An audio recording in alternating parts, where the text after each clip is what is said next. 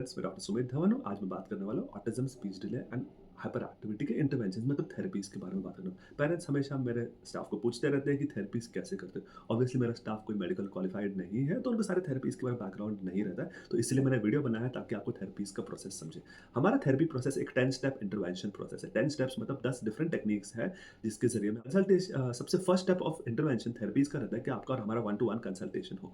1-to-1 consultation online या physical रह सकता है, जिसमें मैं आपके बच्चे की प्रॉब्लम्स एनालाइज कर रहा हूँ और एनालाइज कर रहा हूँ कि आपके जज कर रहा हूँ कि आपके बच्चे को किस तरह के थेरेपीज की या रिक्वायरमेंट है, या मेडिकल टेस्ट या मेडिकल मेडिसिन या किस तरह की रिक्वायरमेंट है। स्टेप वन ये होता है। स्टेप होता है कि आप मेरे सारे यूट्यूब वीडियोस देखते हो, जिसका मैं आपको पूरा होमवर्क भेज देता हूँ। मैं पूरा सीक्वेंस मैंने बना के रखा है वीडियोस का, जो आप देख सकते हो।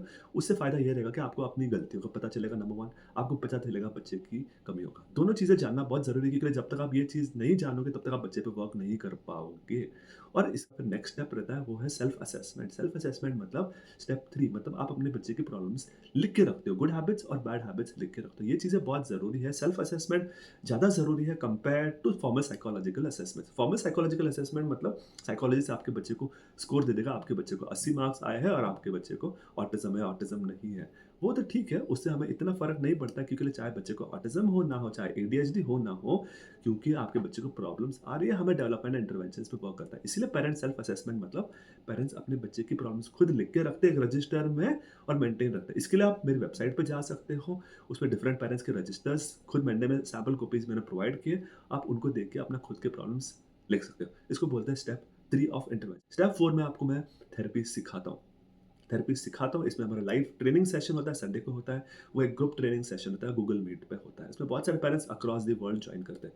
मैं आपको अगले 6 से 8 घंटे में 2 संडेज़ में आपको मैं डिफरेंट तरह की थेरेपी सिखाऊँगा। क्या थेरेपी? मैं आपको स्पीच थेरेपी सिखाऊँगा, मैं आपको बिहेवियर थेरेपी सिखाऊँगा, मैं आपको एबीए थेरेपी सिखाऊँगा, occupation therapy, proprioceptive therapy, sensory integration therapy, vestibular therapy, play therapy, ABA therapy, sensory integration therapy. ये आपको मैं 8 तरह की थेरेपी सिखाऊँगा। ऑब्वियसली पेरेंट्स को ये एक बार में थेरेपी समझ में नहीं आती है, तो पेरेंट्स को हमारा एक प्रोग्राम मल्टीपल टाइम्स अटेंड करना पड़ता है। हर महीने में 1-2 बार अटेंड करना पड़ता है, अगले 3 से 6 महीने में।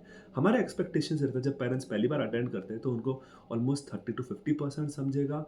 जब वो दूसरी टाइम अटेंड करते हैं तब उनका अंडरस्टैंडिंग 60-70% तक पहुँच जाता है।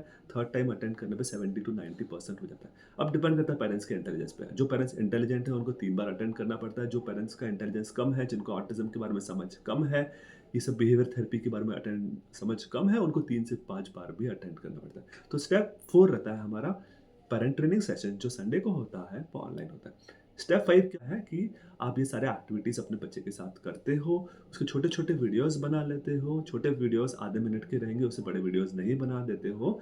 और उसमें हमारा एक पेरेंट ट्रेनिंग कम्युनिटी जो टेलीग्राम में है, हम उसमें आप ये वीडियोज़ अपलोड कर देते हो।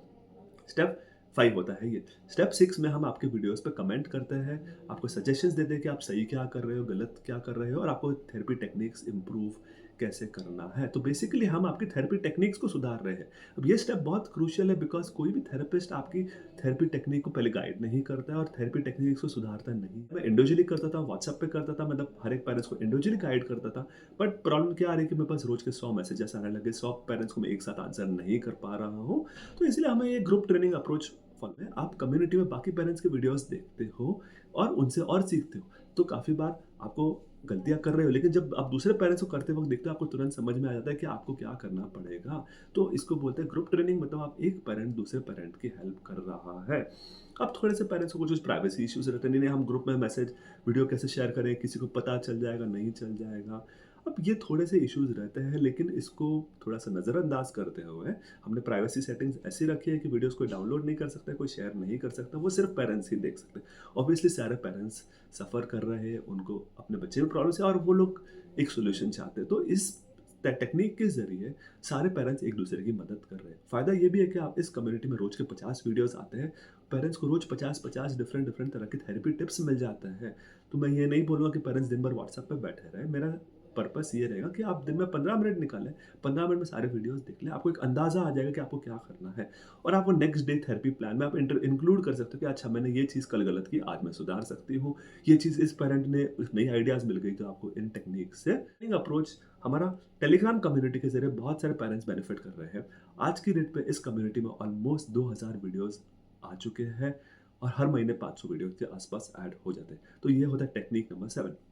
टेक्निक 8 में हमारा आता है question answer session. Question answer session मतलब ट्रेनिंग सेशन के बाद हमारे क्वेश्चंस पेरेंट्स क्वेश्चंस पूछ सकते हैं अपने बच्चों से रिलेटेड और हम उनका आंसर्स करते हैं। उसका फ़ायदा क्या रहता है? अगेन ये एक ग्रुप फोरम है, तो 50 पेरेंट्स आपकी प्रॉब्लम सुन रहे हैं और काफ़ी बार एक दूसरे के पेरेंट्स का जो मैं सॉल्यूशन दे रहा हूँ आपको दूसरे पेरेंट्स को हेल्प करता है। मतलब सपोज़ आप सवाल पूछ रहे हो, इसका सॉल्यूशंस 50 पेरेंट्स सुन रहे हैं।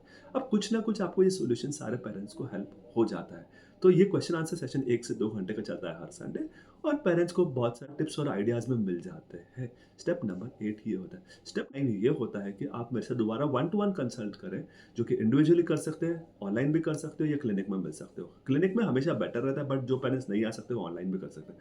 हम वन टू वन कंसल्ट्स करना पड़ता है हमें मेडिकल इश्यूज़ के लिए। आपके बच्चे को बुखार हो गया, ज़ुकाम हो गया, पेट दर्द हो गया, कुछ ना कुछ और मेडिकल इश्यूज़ आ गए, तो आपको बच्चे का बिहेवियर बिगड़ जाता है, तो आपको कभी-कभार उसमें वन टू वन कंसल्ट्स करने पड़ते हैं। मेडिसिन जो हाइपर एक्टिविटी के हम कभी-कभार प्रिस्क्राइब करते हैं, वो हम ग्रुप ट्रेनिंग या व्हाट्सएप पे डिस्कस नहीं करते हैं। तो उसके लिए वन टू वन कंसल्ट्स हमेशा बेटर होता है, क्योंकि लगे पेरेंट्स अननेसेसरीली ग्रुप ट्रेनिंग में मेडिसिन से कंफ्यूज हो जाएगा, तो हम उसमें नहीं चाहते।